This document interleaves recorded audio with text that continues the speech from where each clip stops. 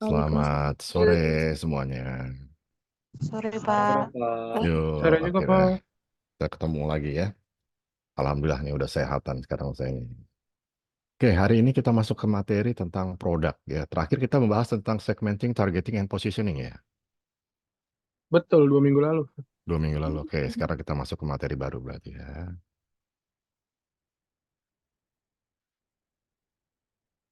Sudah terlihatkah? Berapa? Sudah, Pak. Oke. Nah ini materinya tentang product innovation and new product development. Sebentar. Nah, berikut adalah learning outcomes atau hal-hal yang nanti diharapkan kalian kuasai setelah selesai membahas tentang materi ini. Jadi diharapkan kalian bisa menjelaskan bagaimana value dari sebuah produk yang ditawarkan itu disampaikan melalui product layers yang berbeda. Diharapkan juga kalian nanti bisa mengklasifikasikan produk berdasarkan jenis-jenisnya, sampai terakhir nanti kalian bisa menjelaskan proses ada adopsi sebuah produk atau difusi sebuah inovasi dan menggunakan konsep-konsep ini untuk manfaat personal kalian. Artinya kalian bisa mengembangkan personal value diri kalian sendiri. Oke, nah ini adalah learning outcomes. Ini sedikit gambaran kalau kita bicara tentang produk. Jadi ada sebuah idiom, ya ada sebuah ungkapan yang mengatakan, just because a product is better, there is no guarantee it will succeed. Jadi ketika sebuah produk itu lebih baik dari produk yang lain atau dari produk yang sebelumnya, belum tentu itu akan menjadi kunci keberhasilan. Kenapa? Karena kunci keberhasilan sebuah produk yang ditawarkan kepada konsumen terletak pada value-nya, ya. Dan value itu bukan sekedar kualitas. Kalau kita bicara value, itu adalah perceived benefit compared to its cost. Jadi bicara tentang value adalah perbandingan antara benefit yang ditawarkan dari sebuah produk dengan cost yang harus dikeluarkan oleh konsumen untuk mendapatkan produk tersebut. Kualitas itu merupakan dari perceived benefit. Nah, sebuah produk yang kualitasnya begitu bagus belum tentu bisa berhasil. Kenapa? Kalau konsumen misalkan menganggap harganya terlalu mahal, nggak worth it. Nah, sehingga kalau kita bicara sukses atau tidaknya sebuah produk, tidak cuma dilihat dari kualitasnya, tapi yang paling penting, esensnya adalah dilihat dari value-nya. Seberapa besar value yang diberikan oleh konsumen terhadap produk tersebut. Oke, nah itu intinya kita bicara tentang value, bukan lagi bicara tentang quality. Quality hanya bagian kecil dari value. Tapi sebelum masuk ke sana, kita bicara dulu tentang product classification. Jadi, yang namanya produk yang ditawarkan oleh pemasar itu bisa dikelompokkan secara bermacam-macam. Bisa dikelompokkan berdasarkan daya tahannya. Kalau berdasarkan daya tahan, berarti produk bisa kita kategorikan menjadi produk yang durable dan non-durable. Atau dilihat dari frekuensi pembelian konsumennya. Kalau dilihat dari frekuensinya, kita bisa bagi produk misalkan menjadi convenient versus shopping versus specialty versus unsold products. Oke, kita lihat sedikit-sedikit ya. Kalau kita bicara tentang convenience, apa sih yang dimaksud dengan convenience good atau convenience product? Ini adalah produk yang sering dibeli oleh konsumen, ya, produk kebutuhan sehari-hari simpelnya. Kita bicara sabun mandi, kita bicara shampoo, kita bicara deterjen dan yang lain-lain itu masuk dalam kategori convenience good. Jadi definisinya convenience product atau convenience good adalah a product that purchased frequently with a minimum of comparison and effort. Oke. Jadi produk yang sering dibeli oleh konsumen dan karena seringnya dia dibeli, maka konsumen cenderung tidak mengeluarkan effort untuk melakukan perbandingan-perbandingan. Oke. Sebentar. Nah itu. Kemudian ada lagi yang namanya shopping product atau shopping goods. Nah, shopping goods ini adalah produk yang juga sering dibeli oleh konsumen, tapi tidak terlalu sering. Tidak sesering convenience good. Kalau convenience good tadi misalnya yang rutin dibeli bulanan, misalkan shampoo, sabun, deterjen, dan yang lain-lain. Kalau kita bicara shopping goods atau shopping product, misalkan pakaian, sepatu, Oke, itu kan produk yang juga sering kita beli tapi nggak setiap bulan mungkin ya. Karena sepatu kita mungkin nggak rusak tiap bulan, pakaian kita nggak rusak tiap bulan. Tapi lumayan sering lah kalau kita beli baju, beli kaos, beli sepatu. Nah itu masuknya ke dalam kategori shopping goods. Nah, shopping goods karena dia dibelinya nggak terlalu sering, maka konsumen mengeluarkan ini time atau effort untuk mendapatkan informasi dalam membandingkan harga, membandingkan atribut produk, dan membandingkan kualitasnya. Ya, jadi kalau kita milih pakaian, pasti kita ngasih effort lebih untuk cek harga, untuk cek merek, cek kualitas, dibanding kalau kita beli deterjen, ya kan? Nah, itu contoh dari shopping goods.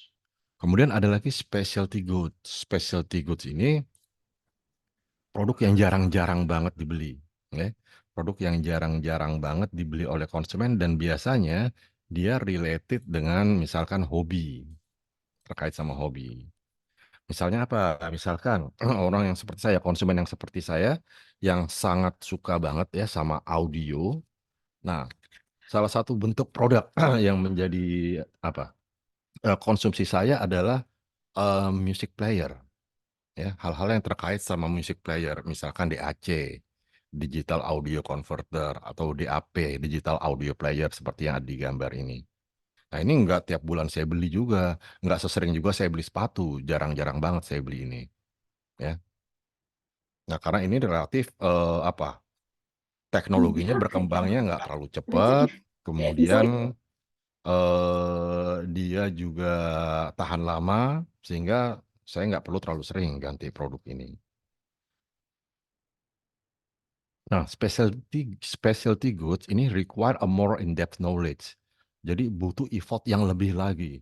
Ketika saya membeli produk digital audio player seperti ini waktu yang saya butuhkan untuk cari info, untuk membanding-bandingkan, untuk baca review itu jauh lebih lama dibandingkan ketika saya harus memilih sepatu atau pakaian. Oke, jadi effort yang diberikan itu lebih lagi. Ini kalau kita bicara specialty goods. Lalu ada lagi yang namanya unsold. Unsold ini adalah produk yang dalam tanda kutip sebetulnya tidak ingin dibeli oleh konsumen ya, dalam kondisi yang normal. Tetapi karena adanya kebutuhan, maka produk ini dibeli. Jadi misalkan apa? Misalkan kita bicara asuransi, ya. Asuransi ini masuk ke dalam kategori unsold. Secara normal orang nggak mau beli. Kenapa? Karena mikirnya kalau beli asuransi kesehatan misalkan, banyak orang yang berpikir beli asuransi kesehatan sama juga doain diri sendiri kecelakaan, doain diri sendiri sakit, gitu kan. Nah, jadi produk ini cenderung nggak dicari nih. Tetapi dengan adanya kesadaran-kesadaran jangka panjang, maka akhirnya konsumen membeli produk ini. Nah, ini contoh dari unsold goods. Jelas ya, jadi perbedaannya ya, antara convenience, kemudian specialty, dan unsold goods. Nah, sekarang kita bicara product layer seperti yang tadi dibahas ya. Jadi product layer ini adalah sumber baru dari value yang ditawarkan oleh sebuah produk. Nah, product layer berarti lapisan atau tingkatan dari sebuah produk. Jadi intinya, semua produk itu kalau kita analisis dia terdiri dari lapisan-lapisan. Apa aja lapisan? Yang pertama adalah core benefit, lapisan yang paling dasarnya. Core benefit, kemudian lapisan keduanya adalah basic product. Oke, nah itu lapisan keduanya, basic product. Lapisan ketiganya ada yang namanya expected product. Lapisan keempatnya namanya augmented product. Dan lapisan yang terakhir namanya potential product. Nah ini 5 lapis. Kita lihat satu persatu sekarang ya, sambil pakai contoh. Oke, kita ambil misalkan contohnya produknya adalah jasa penginapan, hotel kita sebut. Hotel terdiri dari 5 lapis. Lapisan yang pertamanya adalah core benefit. Apa definisi dari core benefit? Yaitu the service or main benefit that customer is really buying. Jadi benefit utama yang ditawarkan oleh si produk tersebut. Dalam konteks penginapan atau hotel, maka core benefit-nya adalah jasa tempat beristirahat atau jasa tempat konsumen menginap atau tidur. Itu kan fungsi utama sebuah hotel atau sebuah penginapan ya, tempat konsumen beristirahat atau tidur.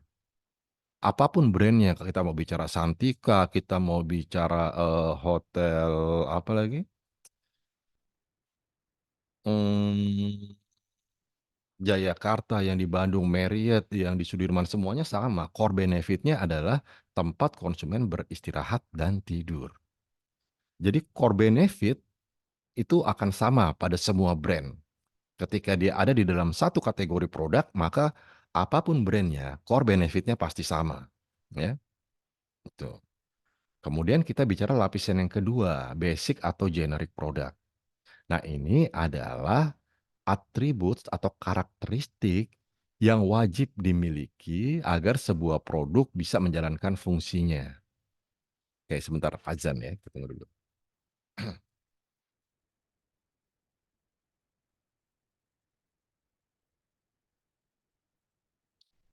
Karakteristik yang wajib ada agar sebuah produk bisa mendeliver core benefit-nya. Jadi balik lagi ke contoh kita bicara produk hotel atau penginapan, supaya konsumen bisa beristirahat, supaya konsumen bisa tidur, maka harus ada apa di dalam kamar hotel atau penginapan tersebut? Jelas harus ada tempat tidur, jelas harus ada kamar mandi, harus ada handuk, harus ada meja, harus ada kloset. Nah, ini yang disebut sebagai basic product. Berbagai atribut-atribut atau karakteristik supaya sebuah produk bisa menjalankan core benefit-nya. Sampai di sini, apapun brandnya, selama mereka masih dalam satu jenis atau satu kategori produk, maka halnya akan sama. Basic produknya akan sama.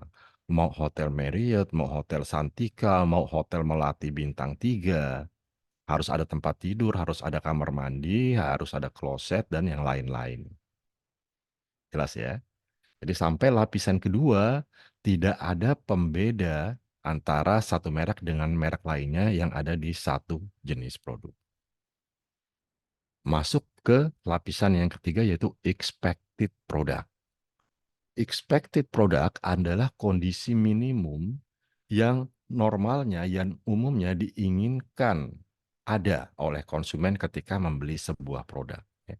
Kondisi dari basic product yang minimum diharapkan ada oleh konsumen. Jadi bicara tentang penginapan, hotel harus punya tempat tidur, harus ada kamar mandi, harus ada kloset, dan yang lain-lain. Nah, ekspektasi minimum konsumen ketika menginap di sebuah hotel atau penginapan, tempat tidurnya, spraynya harus bersih, handuknya harus bersih, kamar mandinya harus bersih. Nah, itu yang namanya expected product. Oke. Kalau dia betul-betul bersih, maka itu tidak akan menjadi nilai lebih. Kenapa? Karena itu sudah menjadi standar minimum. Tapi kalau dia nggak ada, maka itu akan dinilai jelek oleh konsumen. Oke? Jadi handuk yang bersih, kamar mandi yang bersih, spray yang bersih, itu tidak akan memberikan value, tidak akan memberikan nilai buat konsumen karena itu menjadi standar minimum. Jadi dia harus ada karena ini menjadi standar minimum. Sampai di lapisan ini pun berarti antar merek pada jenis produk yang sama tidak akan beda. Konsumen ketika menginap di Marriott pasti dia punya ekspektasi spraynya bersih, kamar mandinya bersih, lampunya nyala semua. Ketika dia menginap di hotel bintang 3 pun ekspektasinya akan sama. Namanya standar minimum, menginap dimanapun maunya sama. Ya kan? Nggak perlu bagus tapi yang penting bersih. Lampu nyala. Oke, itu expected product. Masuk ke lapisan yang keempat, kita bicara augmented. Nah, pada lapisan inilah kita bicara tentang adanya additional features, ya. Fitur-fitur tambahan, benefit tambahan yang diberikan oleh hotel yang bisa menjadi pembeda antara satu hotel dengan hotel lainnya, antara satu brand dengan brand lainnya. Oh, kalau menginap di sini enak nih, deket sama jalan tol. Oh, kalau menginap di sini enak nih, ada fasilitas spa gratisnya. Oh, kalau nginep di sini enak nih, wifi-nya cepet. Oh, kalau nginep di sini enak nih, ada fasilitas gym-nya, dan seterusnya. Nah, berarti pada tahap nomor 4 lah, pada lapisan nomor 4 lah, antar brand bisa memunculkan perbedaan-perbedaan.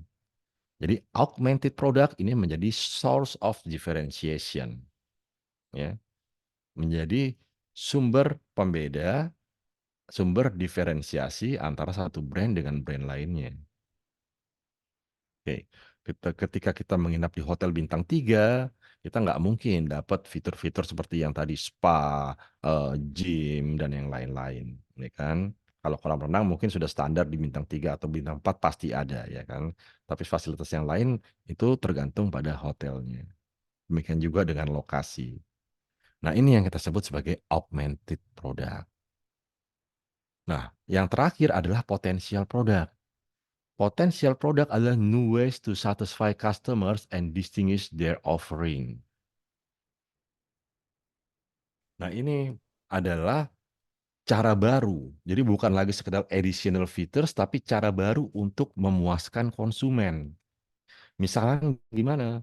Ketika kita bicara menginap di penginapan, di hotel, konvensionalnya, ya, kita bicara masuk ke sebuah ruangan yang berbentuk segi empat yang kita sebut kamar. Kamar hotel. Nah, itu yang konvensional. Tapi kemudian sekarang berkembang, ada new ways. Ada cara baru yang dilakukan oleh banyak perusahaan untuk menawarkan pengalaman menginap yang unik. Misalkan apa kita bicara glam camp, glamour camping, ya kan? Jadi menginapnya nggak lagi di kamar-kamar hotel, tapi kita seolah-olah camping. Camping tapi yang tidak bikin susah badan, nggak harus bawa ransel, nggak harus bawa tenda, semuanya sudah disiapkan. Kita tinggal datang, nginapnya tidurnya di dalam tenda, tapi tenda yang tentunya bukan tenda seadanya, tenda yang sudah lengkap dengan fasilitas-fasilitas, atau kita menginap di kayak gubuk-gubuk, tapi gubuk-gubuknya pun sudah dilengkapi oleh fasilitas-fasilitas modern. Nah, ini adalah contoh new ways, cara baru untuk memuaskan kebutuhan konsumen, dan juga ini menjadi sumber diferensiasi antar merek. Oke, sampai di sini jelas ya. Sehingga sekarang kalau kita bicara value dikaitkan dengan level atau lapisan produk, source of differentiation-nya, sumber value-nya, sumber diferensiasinya itu ada di lapisan keempat dan lapisan kelima.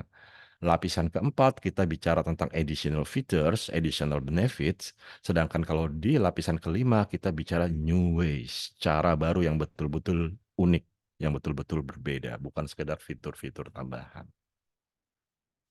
Oke, sampai di sini siapa yang ingin bertanya tentang product levels?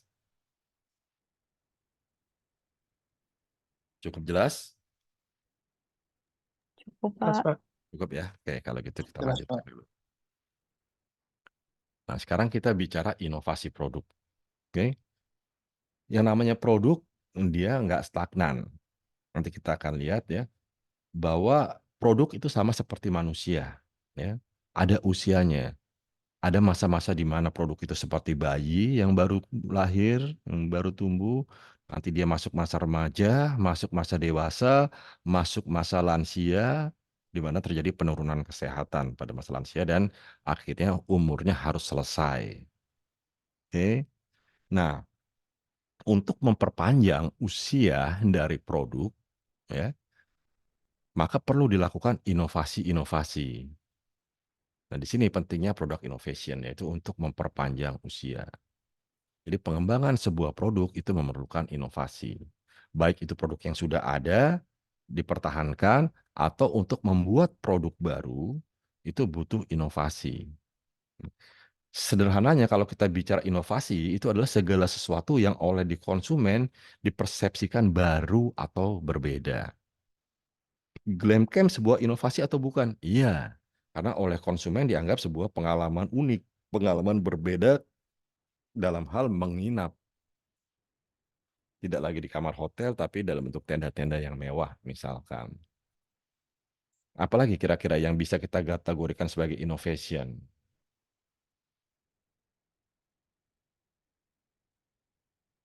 hal yang dianggap unik atau berbeda. Bisa Sepeda apa aja? listrik. Sepeda listrik. Oke, itu sebuah inovasi. Kenapa? Kalau sepeda dulu orang biasanya digoes, tapi sekarang nggak lagi digoes nih. Ya, ada cara barunya, pakai mesin misalkan. Nah, itu adalah inovasi. Nah, untuk bisa melahirkan inovasi, maka dibutuhkan creative thinking, dibutuhkan cara berpikir yang kreatif. Oke?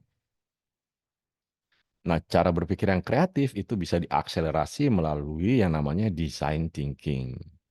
Apa itu design thinking? Design thinking adalah sebuah proses berpikir yang mengkombinasikan antara berpikir logis dan berpikir imajinatif. Yang mengkombinasikan antara intuisi dengan systemic thinking. Itu yang disebut design thinking. Nah, kombinasi dari dua hal ini akan memungkinkan pemasar untuk mengeksplor berbagai kemungkinan yang bisa dilakukan untuk memuaskan kebutuhan konsumen. Oke. Nah, design thinking ini tentunya nggak bisa dilakukan oleh satu dua orang, ya, tapi dia harus menjadi kultur perusahaan. Oleh karena itu, kalau kita melihat perusahaan-perusahaan seperti Google, seperti Apple, yang berpikir kreatifnya itu bukan satu dua orang, tapi semua SDM-nya dituntut untuk bisa berpikir kreatif. Karena itu harus menjadi kultur. Ide, gagasan nggak cuma lahir dari satu dua orang, tapi harus merupakan gagasan kolektif dari banyak orang. Oke. Nah, ini bicara tentang design thinking. Nah, aplikasi proses design thinking seperti kita lihat seperti ini. Ya. Kalau kita ingin melakukan design thinking proses, maka tahapannya harus dimulai dari kita harus bisa dulu merasakan apa yang dirasakan oleh konsumen. Kesusahan, kesulitan apa yang dirasakan oleh konsumen, ketidakpuasan apa yang dirasakan oleh konsumen, supaya kita bisa memahami secara mendalam problem yang dialami oleh konsumen. Nah, kalau itu sudah kita lakukan, maka kemudian kita akan bisa secara jelas mengartikulasikan masalah apa nih yang sedang dihadapi oleh konsumen. Kalau masalahnya sudah jelas, maka kita bisa melahirkan ide-ide, ya, yang kita yakini bisa memuaskan kebutuhan konsumen tersebut. Nah, kalau idenya sudah ada, tahapan selanjutnya adalah merealisasikan ide tersebut menjadi prototipe produk. Kalau prototipenya sudah ada, maka prototipenya diuji cobakan supaya dia bisa dijual secara komersil. Nah, tahapannya seperti ini. Nanti akan kita lihat lagi lebih jauh ya tahapan ini ya. Nah, sebelum masuk ke situ, tapi sebelumnya kita lihat dulu jenis-jenis inovasi. Karena tadi kita sudah bicara inovasi itu berperan penting dalam pengembangan produk, maka sekarang kita lihat jenis-jenis inovasi itu ada apa aja. Ada 3 ya kalau kita bicara jenis inovasi. Ada dynamic continuous, ada discontinuous, dan ada continuous innovation. Apa yang disebut dengan continuous innovation? Continuous innovation ini adalah inovasi yang paling sederhana. Artinya apa? Artinya continuous innovation itu hanya merupakan sebuah modifikasi dari produk yang sudah ada. Pengembangan dari produk yang sudah ada. Misalkan kita bicara TV. Dilihat dari resolusinya, TV itu dulu mungkin nggak ada yang namanya TV HD, ya kan, semuanya sama. Tapi kemudian berkembang tuh. Ada yang namanya 480, kemudian ada yang 720, ada yang 1080, 2040 dan seterusnya ya. Disebut dengan istilah HD ready, HD, 4K, bahkan sekarang ada yang HK. Nah, ini bicara tentang resolusi yang terkait dengan kejernihan. Terjadi peningkatan kualitas kejernihan yang ditawarkan. Nah, ini bukan sesuatu yang baru tapi mengembangkan dari yang sudah ada. Yang tadinya 720 piksel, kemudian dikembangkan menjadi 1080 piksel yang kita sebut sebagai HD.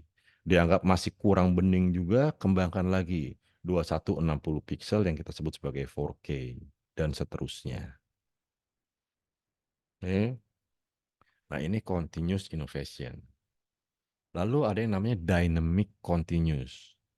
Dynamic continuous ini adalah sebuah inovasi yang juga merupakan modifikasi dari produk yang ada, tetapi umumnya kemudian mensyaratkan adanya sedikit pembelajaran atau pembiasaan dari konsumen untuk menggunakan produk tersebut. Apa contohnya? Kita bicara misalkan peralihan dari sabun batangan ke sabun cair.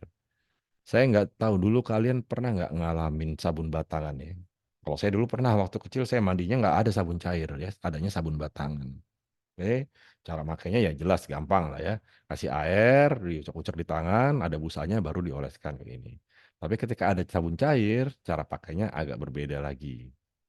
Nah, ini yang kita sebut sebagai dynamic continuous innovation. Oke. Dan yang ketiga, discontinuous innovation. Discontinuous ini adalah a totally new product that creates major changes in the way we live. Oke. Jadi sebuah terobosan baru yang berdampak pada perubahan yang sangat mendasar terhadap cara pakai atau cara konsumsi dari sebuah produk. Perbandingan yang paling mudah adalah ketika kita bicara bagaimana cara konsumen mendengarkan lagu, mendengarkan musik. Kita lihat gambar yang di sebelah kiri, ini adalah tip deck. Sekali lagi, saya nggak tahu kalian pernah ngalamin atau enggak, tapi saya pernah ngalamin seperti ini. Kalau mau denger lagu, cuma ada dua pilihannya. Radio atau setel kaset. Oke, pakai kaset. Nah, tapi sekarang kita lihat, ya, terobosan yang terjadi ini betul-betul breakthrough, ya. Artinya apa? Sekarang kita nggak butuh lagi perangkat penyimpan lagu seperti kaset. Jadi perkembangannya kan dulu awal sekali itu kaset. Kalau kita mau dengar musik, kita harus beli kaset. Kemudian berkembang kaset digantikan dengan CD, ya kan? Kalau mau dengar musik, kita harus beli CD lagu. Yang isinya satu CD atau satu kaset itu sekitar 6 sampai 12 lagu. Oke. Nah, setelah CD kemudian masuk ke era MP3. Oke, era MP3 CD-nya yang tadinya isinya cuma 6 sampai 12 lagu dengan adanya MP3 itu isinya bisa sampai ratusan lagu. Karena format MP3 itu mengkompres bentuk file audio sedemikian kecil sehingga satu CD bisa menampung lebih banyak lagu. Kemudian setelah bertahun-tahun kita ada di era MP3, file MP3, masuk kita ke era yang baru yang kita sebut sebagai era streaming music. Sekarang untuk mendengarkan lagu kita nggak butuh lagi CD, nggak butuh lagi kaset, karena semuanya sifatnya streaming lewat Spotify.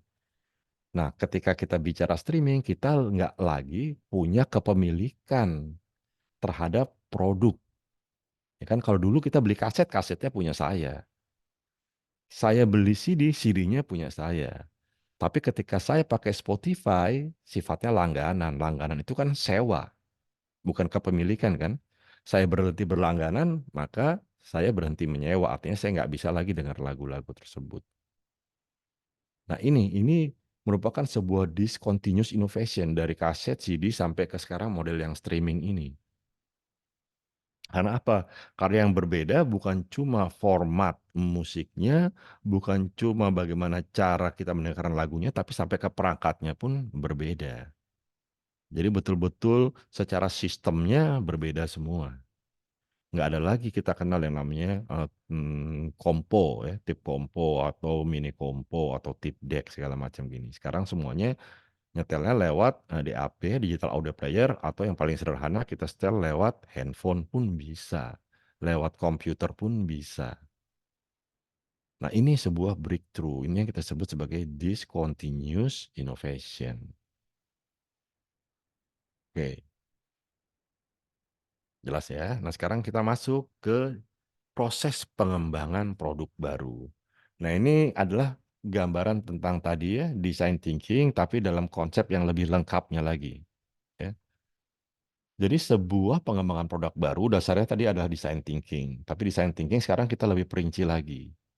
Dimulai dari idea generation, yaitu mengumpulkan gagasan sebanyak-banyaknya tentang kira-kira apa ya produk yang bisa kita tawarkan kepada konsumen untuk memenuhi kebutuhan mereka. Nah, setelah muncul banyak gagasan, kemudian difilter, disaring di tahapan idea screening. Nah, di tahapan inilah kemudian berbagai ide-ide itu saling dibandingkan, saling dikontraskan, sehingga akan dipilih beberapa ide yang dianggap paling baik. Atau bahkan mungkin satu saja dipilih. Oke.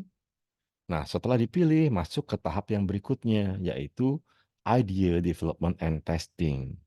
Nah, di sini kemudian pemasar atau perusahaan mencoba merealisasikan gagasan menjadi sebuah prototipe produk. Membuat prototipenya ada di sini. Nah, setelah prototipenya jadi, apa yang kemudian dilakukan? Yang dilakukan adalah melakukan profit potential analysis. Nah, nanti kalau produk ini memang akan dipasarkan secara massal, kira-kira akan diterapkan harga berapa? Kira-kira akan butuh biaya berapa? Kira-kira profit yang akan diterima berapa? Nah, dari hasil profit potential analysis nanti akan kelihatan berapa besar break even point-nya. Berapa lama saya akan break even point, harus terjual berapa supaya saya break even point. Nah, kalau setelah dihitung-hitung BEP-nya terlalu lama atau jumlah penjualan yang dituntut untuk mencapai BEP itu terlalu tinggi, mungkin kita nggak akan jadi memproduksi produk tersebut. Nah, ini yang tahapan yang paling penting di bagian profit potential analysis ini adalah akan menjadi dasar kita mengambil keputusan, jadi nggak nih kita bikin produk ini secara massal. Menguntungkan Kak nih buat kita. Oke. Nah, kalau sampai di situ sudah, masuk kita ke market test. Kita buat prototype, diperbanyak jumlahnya sedikit, kemudian kita uji cobakan kepada konsumen. Kita lihat respon konsumen seperti apa. Preferensi mereka seperti apa. Suka nggak mereka dengan produk kita. Apa yang menurut konsumen masih kurang. Ingat, di sini masih terbatas ya, belum dijual secara resmi, tapi diuji cobakan kepada beberapa sampel konsumen. Oke. Nah, nanti akan dapat masukan banyak dari konsumen, masuk kita ke tahap yang berikutnya yang disebut sebagai technical aspect finalization. Di tahap ini, kemudian kita melakukan finalisasi teknis. Berbagai kekurangan-kekurangan yang kita temui pada saat kita tes pada jumlah konsumen yang terbatas tadi, kita perbaiki, nanti hasilnya diuji cobakan ulang. Ya. Uji cobakan ulang pada konsumen yang jumlahnya lebih besar. Oke. Nah, setelah itu baru dilakukan finalisasi komersial. Sudah dipasangin harga, bukan lagi diuji cobakan secara gratis, tapi sudah dijual, tapi dalam jumlah terbatas dulu. Massal tapi masih terbatas, nggak banyak-banyak dulu. Oke. Nah, kalau sudah, baru dijual secara massal, secara full. Kalau sudah dijual secara full, baru tugas berikutnya yang perlu kita lakukan adalah mereview. Ya. Post purchase-nya seperti apa? Komentar dari atau review dari orang-orang yang sudah membeli dan mengonsumsi produk kita itu seperti apa? Opini-opini mereka. Nah, sampai kemudian tahap upgrading. Di tahap ini butuh inovasi lagi. Kita butuh pengembangan-pengembangan untuk mengupgrade produk kita. Sekali lagi, kenapa harus diupgrade? Supaya umurnya nggak pendek. Oke, supaya umurnya bisa lebih panjang. Nah, ini tahapan dari new product development process. Sampai di sini jelas ya? Jelas, Pak. Oke. Jelas, Kak. Nah, kita lihat sekarang contoh-contohnya. Ketika kita bicara ideas generation, misalkan kita bicara logo. Sorry, logo lagi. Lego.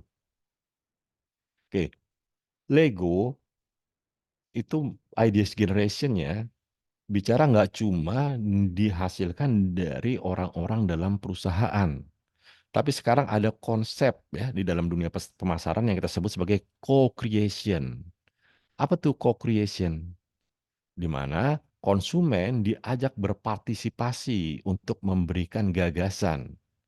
Kira-kira saya harus memproduksi desain produk yang seperti apa ke depan.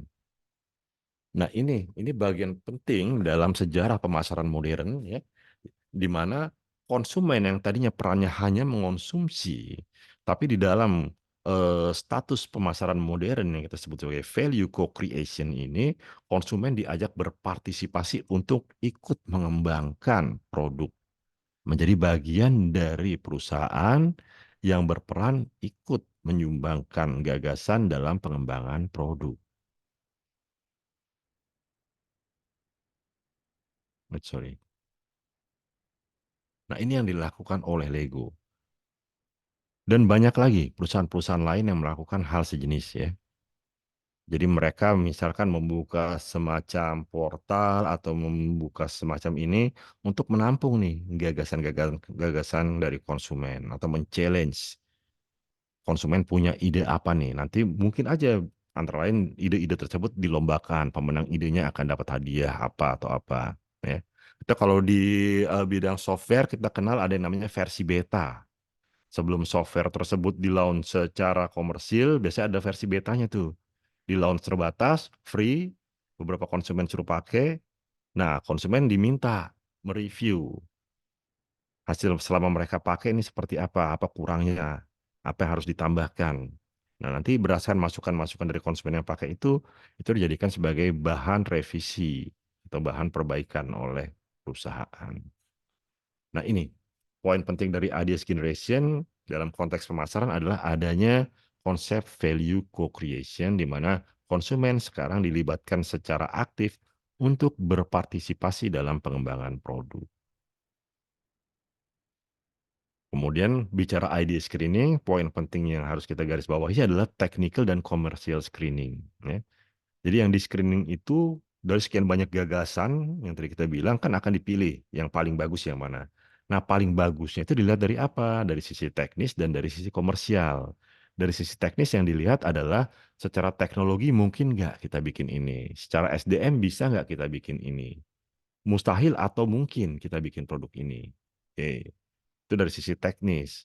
Dari sisi komersil, kita sudah mulai punya bayangan kira-kira kalau produk ini dibikin, ada nggak yang suka, ada nggak yang pengen beli. Bisa nggak produk ini memuaskan kebutuhan konsumen. Nah, ini bicara tentang idea screening. Kemudian bicara tentang market strategy development dan business analysis, ini yang terkait dengan profitability analysis tadi. Nah, di bagian sini, poin penting yang harus diperhatikan adalah bicara tentang berbagai strategi, ya, khususnya market strategi. Nanti kalau produk ini memang ada, kira-kira produk ini akan ditujukan untuk konsumen yang karakteristiknya gimana. Mereka yang pendapatannya berapa, tinggal di daerah yang bagaimana, dan seterusnya. Lalu positioning produknya akan seperti apa. Nah, itu bicara STP. Kemudian, bicara tentang marketing mix. Oke, maka nanti desain produknya akan bagaimana, kualitasnya akan kita buat sebagus apa. Dari sisi price-nya akan bagaimana? Premium kah atau bersaing kah atau apa? Dari sisi place, kira-kira distribusinya akan menggunakan jaringan distribusi atau model distribusi yang seperti apa? Yang eksklusif atau yang insentif, yang intensif. Dari sisi promosinya akan menggunakan promosi yang bagaimana? Nah, ini dianalisis di bagian market strategy development. Kemudian dari sisi bisnis analisisnya sudah mulai dikaji kira-kira kalau produk ini dibuat, how much potential demand-nya? Ada berapa banyak jumlah konsumen yang kira-kira akan beli?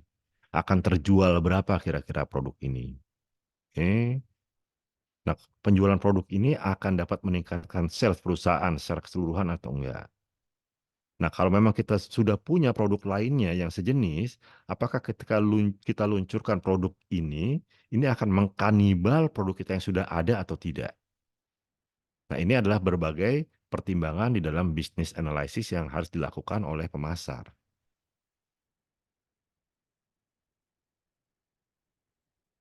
Kemudian dari sisi technical development dan market test, hal yang harus diperhatikan adalah ini. Ya. Di technical development, hal yang harus diperhatikan adalah kita perusahaan harus mampu merefine desain dan proses produksi berdasarkan masukan-masukan dari konsumen.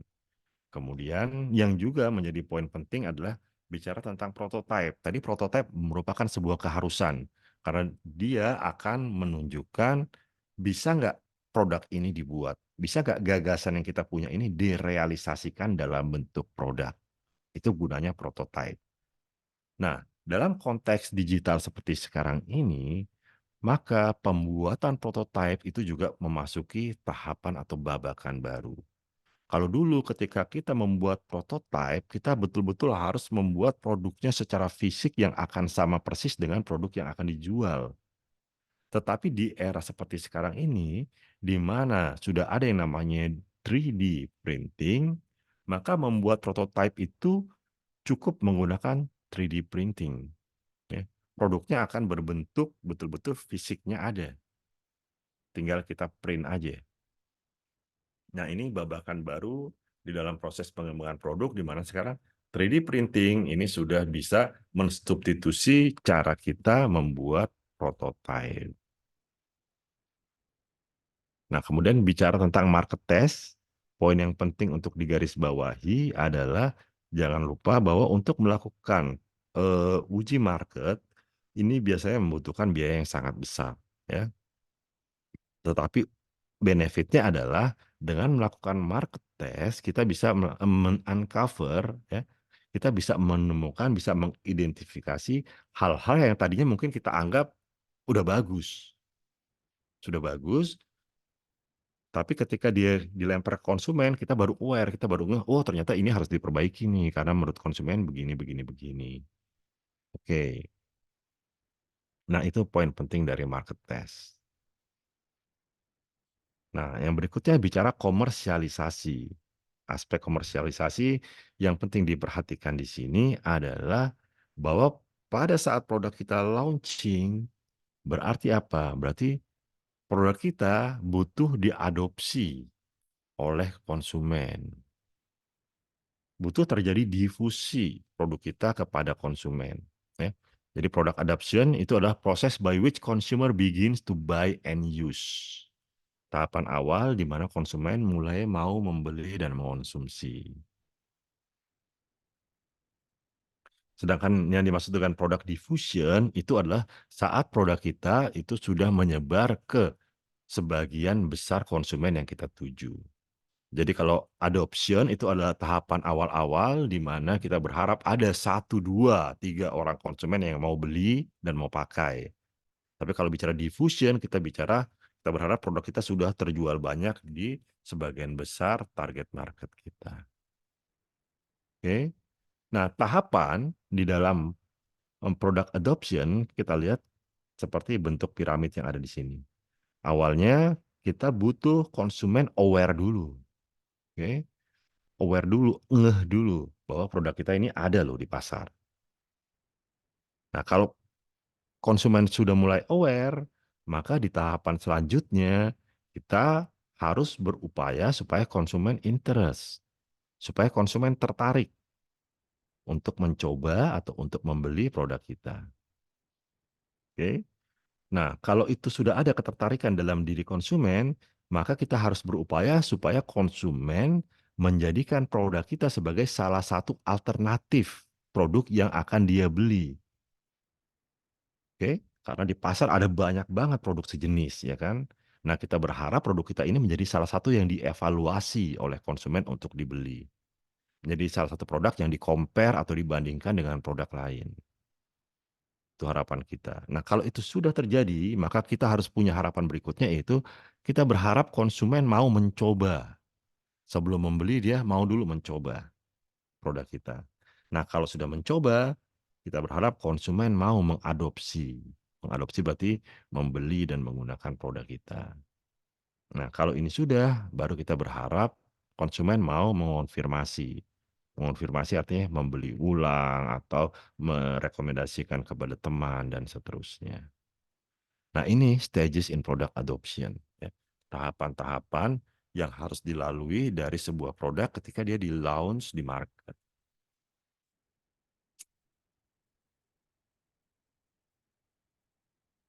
Jelas ya sampai di sini ya? Oke, lanjut.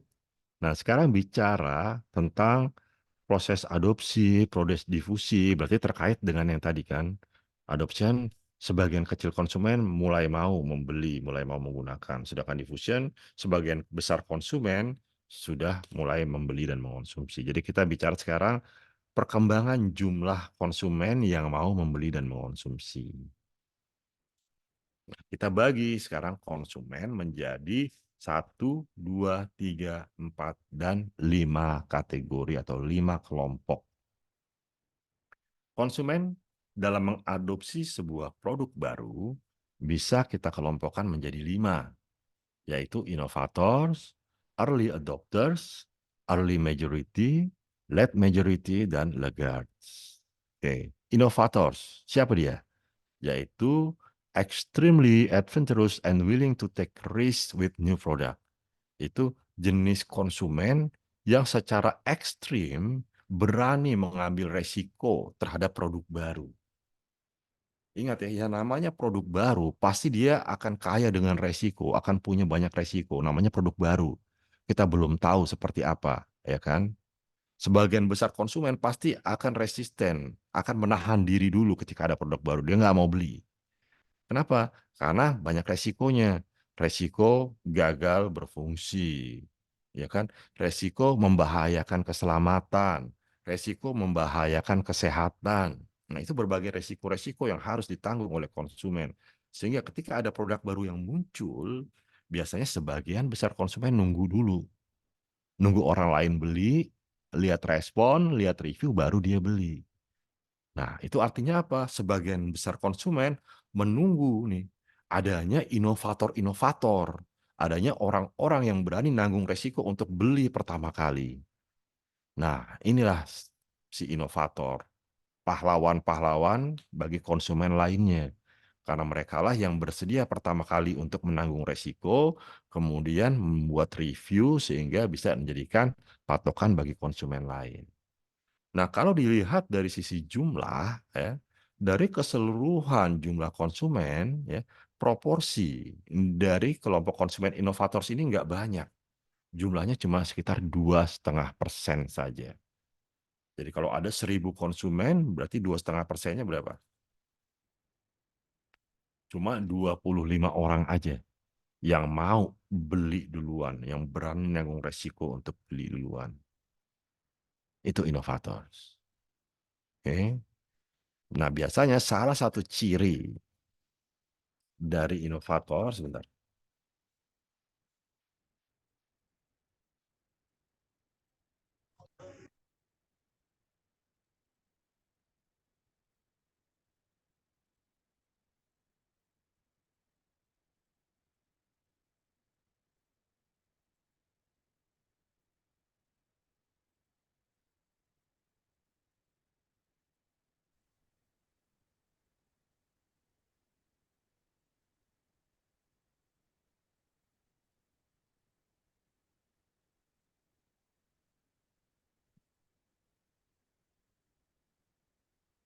Oke, masuk sekarang yang early adopters. Early adopters ini di belakangnya sedikit dari inovator, ya. Mereka masuk kategori pembeli-pembeli awal juga, tapi bukan yang pertama kali. Kalau yang pertama kali kita sebut inovators. Nah, early adopters ini setelah inovators membeli, baru mereka ikut beli, ya. Tapi mereka masih di awal-awal juga nih. Oke, mereka masih di awal-awal juga membelinya. Nah, sekarang pertanyaannya kenapa? Atau kondisi apa kira-kira yang memungkinkan munculnya inovator atau early adopters ini? Oke, salah satu kuncinya biasanya innovators dan early adopters ini pertama dia well educated. Oke, kemudian usianya relatif muda. Karena biasanya usia relatif muda itu terkait dengan keberanian menanggung resiko. Dan yang ketiga, better off financially. Secara finansial mereka sudah mapan. Artinya ketika ada resiko uang mereka hilang karena produknya nggak berfungsi, mereka nggak merasa rugi-rugi banget karena mereka secara finansial udah berkecukupan, gitu loh, ya. Nah, itu ciri-ciri dari inovator sama early adopters biasanya itu. Kemudian pertanyaannya sekarang motif, kenapa mereka mau melakukan pembelian untuk yang pertama kalinya? Pertama, karena mereka mencari novelty seeking, ya. Ada kebutuhan untuk merasakan sensasi baru. Ketika orang lain belum pakai, saya yang pakai duluan tuh ada sensasi yang muncul dalam diri mereka. Ada kenikmatan yang mereka dapatkan menjadi orang yang pertama kali mengkonsumsi sebuah produk baru. Nah, itu salah satu faktor yang mendorong kenapa innovators dan early adopters ini mau membeli duluan. Kemudian faktor lain lagi adalah karena mereka memiliki dorongan untuk menjadi opinion leaders. Karena mereka punya kebutuhan untuk dijadikan sebagai sumber referensi dari kelompok sosialnya. Mereka punya kebutuhan untuk ditanya-tanya sama teman-temannya, gimana rasanya pakai produk itu? Bagus nggak menurut lo? Kira-kira gue perlu beli atau enggak? Nah, ada kebutuhan dalam diri mereka untuk memberikan judgement, memberikan rekomendasi. Nah, ini faktor lain yang juga mendorong orang akhirnya menjadi innovators atau early adopters. Ya. Nah, kemudian kita bicara kelompok konsumen yang ketiga yaitu early majority. Early majority jumlahnya kurang lebih 34%. Nah, ini kelompok konsumen yang mulai membeli setelah innovators dan early adopters membeli. Ya. Jadi jumlahnya sudah relatif banyak, yaitu 34%. Nah, late majority ini adalah kelompok konsumen yang belakangan beli nih. Produknya mungkin udah nggak disebut produk baru lagi. Ya, tapi kemudian baru mereka beli. Nah, biasanya apa alasannya late majority ini? Belinya belakangan. Balik lagi, karena mereka tidak mau menanggung resiko. Ketika mereka melihat sudah banyak orang yang beli dan aman, maka baru mereka beli. Terakhir adalah laggards, ya, orang yang benar-benar terakhir membeli, jumlahnya sekitar 16%.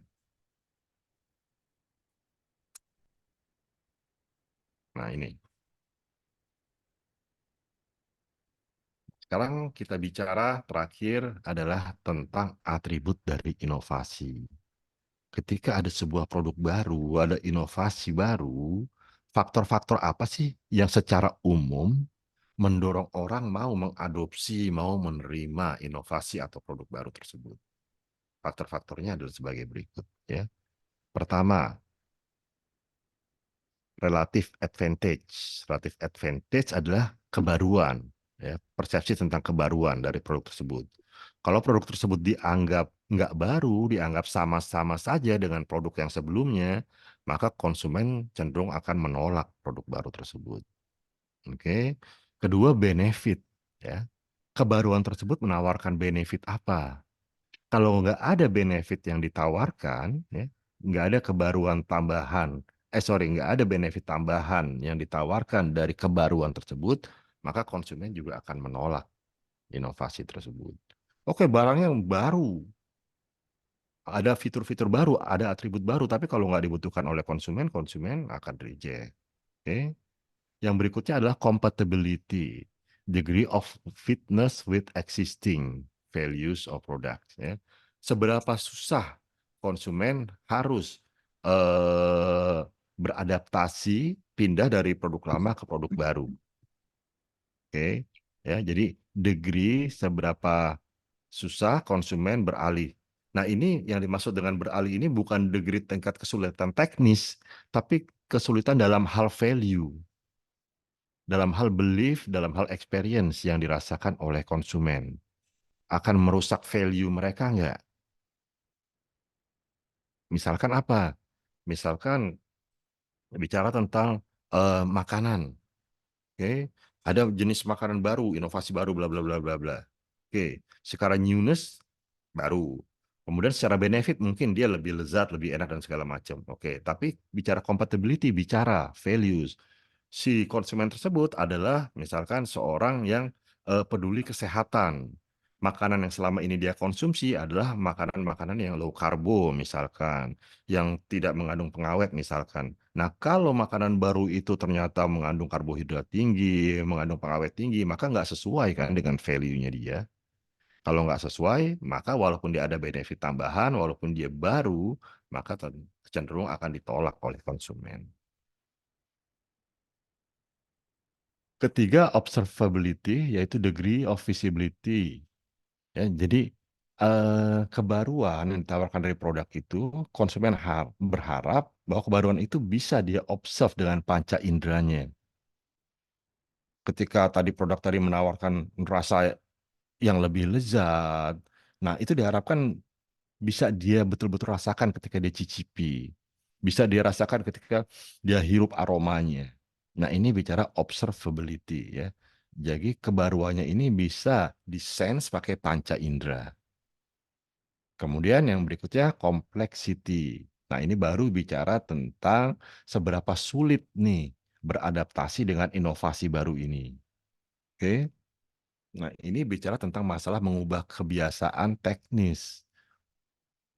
Ketika ATM pertama kali muncul, ya, itu butuh waktu bertahun-tahun sampai dia bisa menjadi seperti sekarang. Artinya apa? Artinya ketika ATM pertama kali muncul, sebagian besar konsumen itu masih merasa takut, khawatir, salah pencet uang saya hilang, salah pencet kedebet, ya udah kepotong tapi ternyata uangnya nggak keambil, tapi uangnya nggak ketransfer segala macam. Sehingga sampai bertahun-tahun konsumen masih bertahan dengan pola yang konvensional, yaitu melakukan transaksi di teller. Barulah setelah ada innovators, ada early adopters yang sudah membuktikan bahwa bertransaksi di ATM itu aman, muncul ya kelompok-kelompok konsumen lainnya ikut memanfaatkan ATM. Demikian juga dengan ketika mobile banking pertama kali muncul, nggak bisa langsung diterima, butuh waktu tahunan. Ya. Nah, tadi saya lupa, tadi disebutkan ya, salah satu ciri ya inovator sama early adopters itu biasanya mereka yang berusia muda. Usia muda itu pertama karena memang mereka cenderung berani menanggung resiko. Kedua, orang-orang yang usia muda itu cenderung lebih familiar sama teknologi, lebih cepat belajar. Sehingga ketika ada ATM, ketika ada mobile banking, yang pertama kali mengadopsi biasanya mereka yang berusia muda. Nanti kalau yang muda-muda itu udah bisa, udah merasa aman, baru mereka akan menjelasin ke orang tuanya, ke kakaknya, ke tantenya, bahwa aman kok ini. Nih saya ajarin deh pakainya. Barulah sedikit demi sedikit konsumen-konsumen lainnya terpengaruh dan ikut pakai. Oke. Terakhir trialability. Ya. Jadi trialability inilah tingkat di mana kebaruan ini, inovasi ini bisa dicoba dulu sebelum betul-betul diadopsi oleh konsumen. Nah, ini 5 tahapan dari inovasi, ya. 5 tahapan dari adopsi sebuah inovasi baru. Oke, sampai di sini ada yang ingin ditanyakan atau tidak? Pak, mau tanya, Pak. Silakan, silakan. Jadi misalnya ada produk mie gitu ya, Pak. Dia tuh melakukan inovasi yang dari tadinya produk mie terus kan kayak ganti apa tuh bumbu gitu. Terus ternyata ganti bumbu ini jadi nggak enak gitu. Jadi kurang minatnya. Apa ini berarti atribut of innovation-nya gagal atau dia bisa balik lagi pakai bumbu yang lama? Oke. Ada merek produk mie instan, dia mencoba membuat ini baru, varian baru ya, rasa baru gitu. Ternyata gagal di pasar. Sebelum kita masuk ke attribute of innovation adoption ini, kita lihat dulu tahapan di sininya. Kenapa kok bisa varian baru itu gagal? Nah, kira-kira ada nggak tahapan yang nggak dia lakukan nih? Harusnya kalau semua tahapan ini dilakukan, nggak mungkin varian barunya gagal. Karena apa? Karena bicara market test itu kan diuji cobakan dulu pada sekelompok kecil konsumen, pada jumlah konsumen yang terbatas. Konsumen diminta nyicipin dulu. Dan konsumen yang dipilih kan betul-betul merepresentasikan karakteristik konsumen secara umum. Nah, artinya jumlah kelompok kecil konsumen ini kalau mereka bilang enak, itu sebetulnya bisa disimpulkan secara umum nanti konsumen yang lain juga akan bilang enak. Tuh. Dan di dalam profit potential analysis kan sudah dianalisis. Kira-kira nanti kalau produk ini betul-betul di launching, berapa banyak jumlah konsumen yang akan beli. Nah, sudah ada analisisnya di sini. Maka ketika sebuah produk baru di launching dan ternyata dia gagal, maka yang harus dipertanyakan pertama adalah di bagian sininya. Pasti ada yang error. Entah tidak dilakukan, tapi atau entah dia tidak dilakukan atau dia dilakukan tetapi tidak dengan cara yang benar. Ini dulu yang kita lihat ya. Jadi ketika sebuah produk baru gagal, permasalahannya ada di sini nih. Entah dia tidak melakukan market test atau dia melakukan market test tapi dengan cara yang tidak benar. Misalkan ketika milih konsumen terbatasnya milihnya tidak berdasarkan random sampling sehingga tidak mewakili karakteristik konsumen secara keseluruhan. Itu bisa terjadi. Nah, pertanyaannya, kalau itu sudah terjadi, maka apa yang harus dilakukan? Penghapusan produknya mungkin Pak atau di-upgrade. Ya, betul. Masuknya ke yang bagian sini. Ya, cuma upgrade-nya mungkin diganti menjadi eliminated, deleted, atau revise. Jadi mungkin sebetulnya secara corak rasanya suka konsumen, tapi mungkin terlalu asin. Itu bisa jadi, sehingga asinnya yang dikurangi. Nah, tinggal dicek dulu. Dari review ya, dari post-release review ini, dicek konsumen nggak sukanya apanya. Apakah secara total rasa barunya ini memang nggak disukai, atau rasa barunya disukai tapi terlalu pedas, tapi terlalu asin. Nah, itu bisa kita dapatkan infonya di post-release review. Nah, ini yang menjadi dasar bagi kita untuk melakukan upgrade atau revise atau bahkan eliminated dari produk baru tersebut. Gitu ya. Oke, baik. Terima kasih Pak. Oke. Ada lagi? Pak, Ya. saya izin bertanya Pak. Oke. Gimana? Izin Pak, nama saya Nanda. Saya Ah. Zoom di teman saya nih, sama Hmm. Fatir juga bareng. Saya mau nanya Pak, ketika punya ide bisnis itu untuk sebuah produk, apa namanya, untuk market yang ditujunya itu lebih baik mengincar yang sudah ada apa yang emang berdasarkan kita bikin produk baru gitu Pak? Maksudnya gini nih, jadi kita buat sebuah produk itu berdasarkan market yang ada sekarang atau kayak kita buat produk ya emang apa ya namanya varian aja gitu Pak dari produk sebelumnya. Lebih baik yang mana Pak ketika mau membuat sebuah produk baru? Oke. Kita bicara berarti tentang strategi pertumbuhan, strategi pengembangan itu ya. Iya Pak, Itu dari kalau nggak produknya. salah udah kita bahas tuh di chapter 2 atau 3 saya lupa ya. Kan kalau menurut Ansoff Matrix ada 4 pilihan, ya kan? Penetration, product development, market development, atau full differentiation.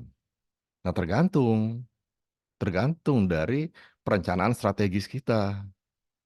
Kalau misalkan produk kita itu sebetulnya masih punya potensial, ya, artinya sebetulnya produk kita ini sudah bagus di mata konsumen, tapi konsumen masih belum tertarik untuk beli. Maka strategi kita adalah melakukan penetrasi.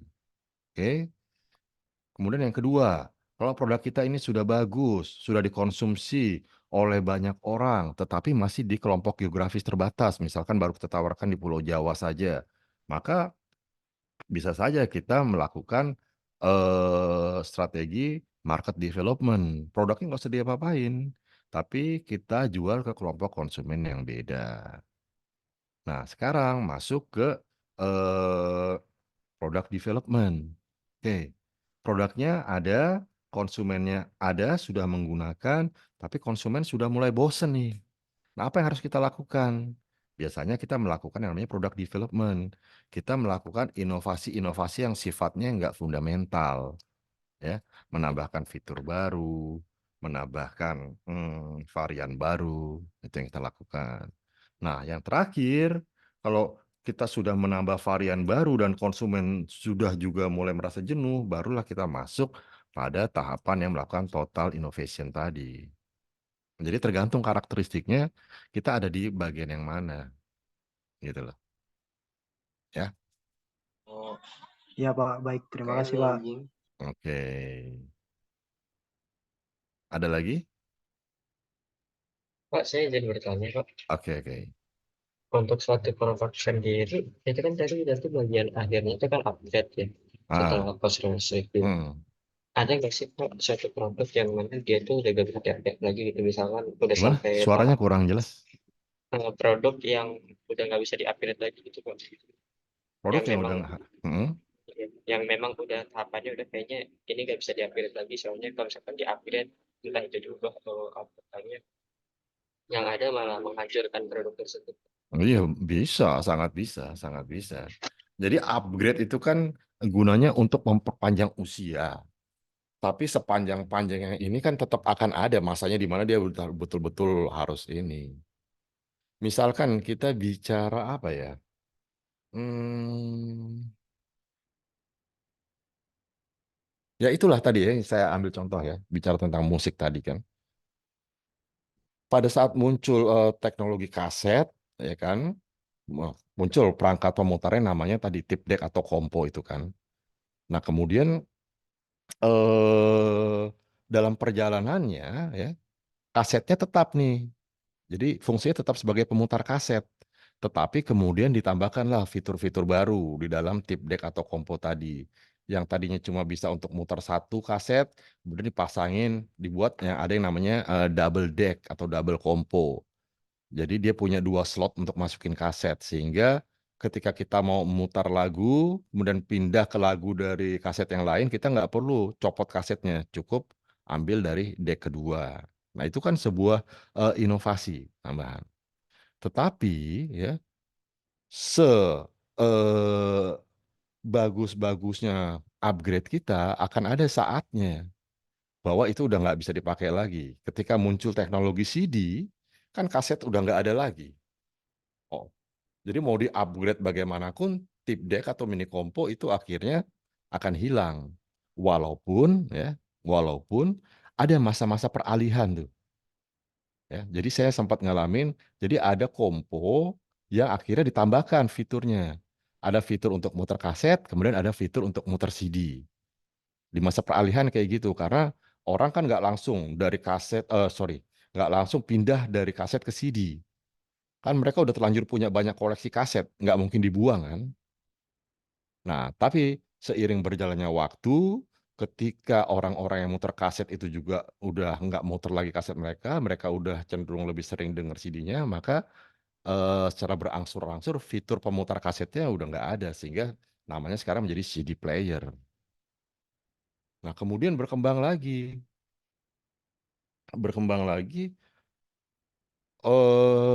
CD player itu kan bisanya memutar musik yang formatnya DAT. Ketika format musik berubah jadi MP3, CD player itu nggak bisa dipakai. Sehingga muncul yang namanya MP3 player. Oke. Nah, zaman sekarang, ya, MP3 player mau di-upgrade kayak gimana pun, udah nggak ada gunanya. Umurnya udah mati, karena orang sekarang dengar musiknya streaming. Gitu loh. Ya. Jadi akan tetap ada umur dari sebuah produk itu. Upgrade itu hanya membantu memperpanjang, tapi pada saat memang sudah waktunya dia disuntik mati, ya sudah selesai. Dan biasanya itu terjadi karena ada perkembangan teknologi. Begitu ya.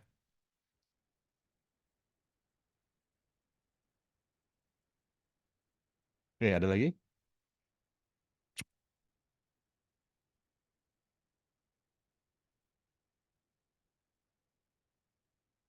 Ada? Oke, kalau tidak ada, nah ini atau ini nantilah saya berikan aja ya nanti ya tugasnya saya tambahkan lagi deh. Nanti akan ada tugas, jadi tolong ya. Karena kita masih sampai sekarang masih belum sempat juga presentasi, PJ ya masing-masing kelas, tolong disiapkan ini aja Google Drive untuk menyimpan tugas-tugas kalian ya. Jadi tugas 1, tugas 2, tugas 3 dibuat ininya ya. Jadi nanti kalau saya klik tugas 1 misalkan, itu semua kelompok tugas 1-nya udah masuk situ. Kalau saya klik yang tugas 2, semua kelompok tugas 2-nya di situ. Sehingga in case nanti kita emang nggak sempat presentasi, saya hanya akan nilai itunya aja. Gitu ya. Jadi untuk yang materi ini juga nanti akan ada tugasnya, saya berikan nanti ya. Saya review lagi dulu grup diskusinya ini. Oke? Oke, Pak.